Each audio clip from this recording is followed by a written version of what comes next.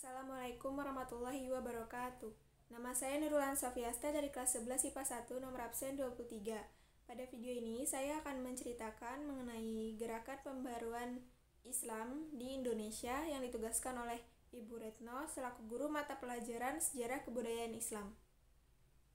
Gerakan pembaharuan Islam di Indonesia.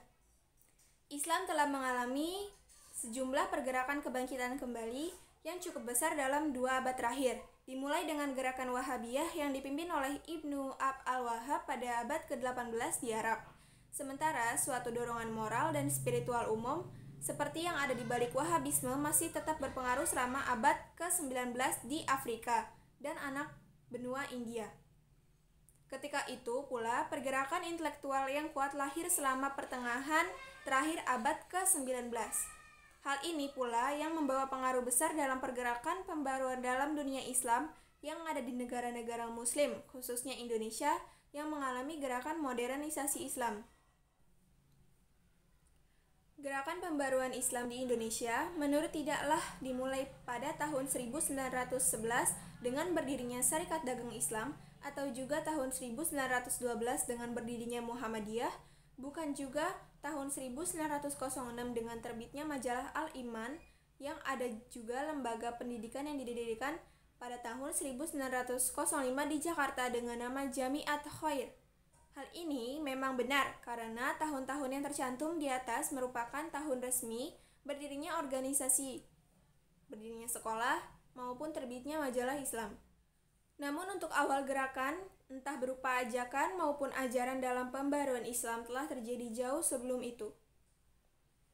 Perkembangan gerakan Islam di Indonesia berkembang dengan pesat, tidak terlepas dari keadaan situasi politik dunia yang memanas. Pada awalnya, gerakan pembaruan Islam ini timbul akibat pemikiran Jamaluddin Al-Afghani mengenai pan-islamisme atau pembaruan dalam Islam untuk menjadikan satu dalam kekuatan. Perkembangan pan-islamisme itu sendiri mencuat ke permukaan sekitar pada awal abad ke-20 akibat kemunduran dunia Islam, sementara dunia barat mengalami perkembangan atau kemajuan yang sangat pesat. Tentu saja perkembangan pergerakan yang terjadi di dunia Islam ini mendorong Indonesia juga untuk ikut bagian dalam gerakan pembaruan Islam ini. Selain di Indonesia, pengaruh dari pemikiran pembaruan Islam ini juga sampai ke negara-negara Islam lainnya seperti Mesir, Libya, Irak, Iran, dan Pakistan. Sementara itu, banyak tumbuh dan lahir gerakan pembaruan Islam atau pembaruan-pembaruan lain dan pemurnian agama Islam di berbagai tempat di Indonesia yang satu sama lain mempunyai penonjolan atau perjuangan dan sifat yang berbeda-beda. Akan tetapi, secara keseluruhan mereka mempunyai cita-cita yang sama dan tunggal, yaitu Izzul Islam wal Muslimin atau kejayaan agama Islam dan kaum muslimin. Di antara gerakan-gerakan tersebut adalah Syarikat Islam yang nantinya bertransformasi menjadi Partai Syarikat Islam Indonesia, Muhammadiyah, Nahdlatul Ulama, dan Persatuan Islam. Sekian yang dapat saya ceritakan dan jelaskan. Apabila ada kesalahan dalam berucap dan berkata mohon dimaafkan.